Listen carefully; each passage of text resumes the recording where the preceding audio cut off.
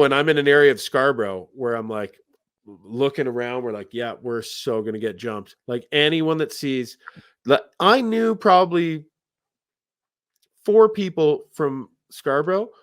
All of them have stories about having a gun pulled on them to take their money. You know, that's not a coincidence. Yeah. And the thing about Scarborough kids, they love life. They don't want to leave. They're like, it's like living in Mos Eisley Spaceport. It's represent. They love it. Yeah. Like laser fights in the canteen. I don't know. It's like, I don't know. It's like the suffering Olympics, right? The shittier part of the city you live in, the more like it gives you that street cred. They have shitty city pride, and shitty city pride is weird. I don't like it. But I also don't like skydiving. I'm like, whoa, I'm not risking that. Are you fucked? No way. I'll go to one of those places where they got the fan and it just blows. It's totally safe. I'll float if I really want to, but I don't really want to.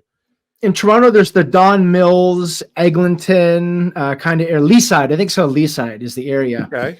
And that security company I mentioned that I got hired on and became their mobile supervisor and then a manager of a condo.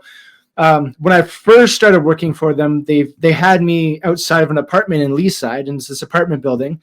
And it was a crime scene. It was that Bruce MacArthur, the gay guy serial killer that put the people's bodies in planter boxes. So the police were there still like getting forensics out of the apartment. Other gay dudes, wasn't he? Yeah.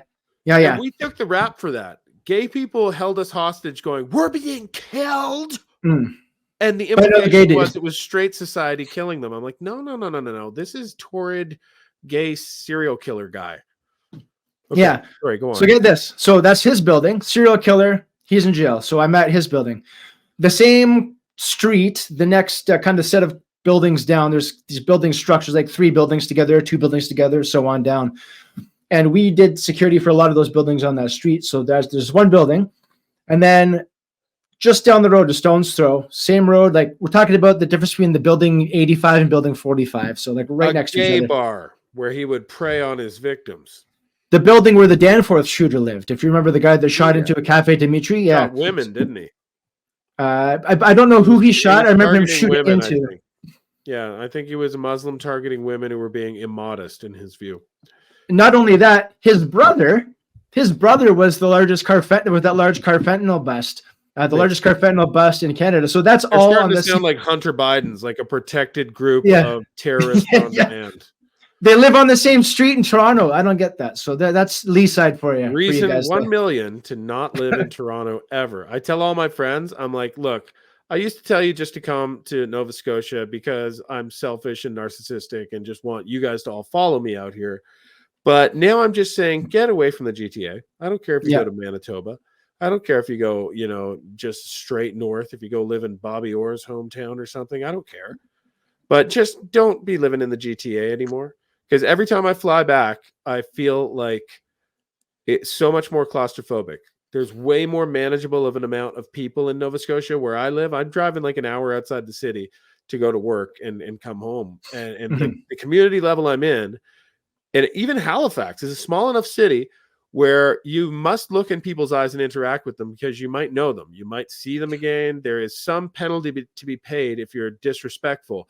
And when numbers get high enough, people lose that common respect for each other because they know they can hide in a mass of zebras and not be noticed again. And the odds of you running into them are so small that they treat you in a lesser concentric circle of social courtesy, let's say. So everyone's just, no one looks at you. They just look at the ground and they're in a rush and no one engages with anyone. You're all just little automaton drones in a constant reminder that you're a bunch of fucking ants walking around. So in smaller settings, it's a much more healthy environment. And I only knew that by returning to Toronto after a year out here to see my parents and being like, oh God, like I got to listen to Police album Synchronicity 2 and packed into shiny metal boxes. He was singing about this. Oh, for real. When we moved out to Edmonton from Ontario, and not a fan of Edmonton. It was much better than Toronto, but it's baby hell. It's baby hell. Then we came up to Valley View, where we are now. It's a town of less than 1,900 people. That's closest traffic light, man, 125 kilometers to the closest traffic light. It is bliss. And I'm really I miss my parents dearly. They're back in. It's actually my dad. It was his 70th birthday yesterday, and it's their 50th anniversary, wedding anniversary in the summer. So we're going to plan the family trip back now that we can actually fly again. Going to plan the family trip back to see them in the summer for their anniversary. And they're 45, like I said, they're in that little triangle between the two butt cheeks of Hamilton and Burlington. So it's not exactly Toronto, but I can't tell you how much I'm fretting. The two watered down. Watered down? Watered down, yeah. Yeah, like the old legend of how it got its name was when they were doing the christening or the naming of the town. They do, like, when they do old ships, they'd like smash the hull with some wine or whatever, champagne or whatever the case is. But the legend goes that they just filled the bottle with water, and the guy's speech was taking too long, so someone just shouted, "Yes, throw the water down!" And there you go. The rest is history. Wow, I love it. Everyone needs a coffee table book about the hometown they come from. That you got that right. You got to know your facts.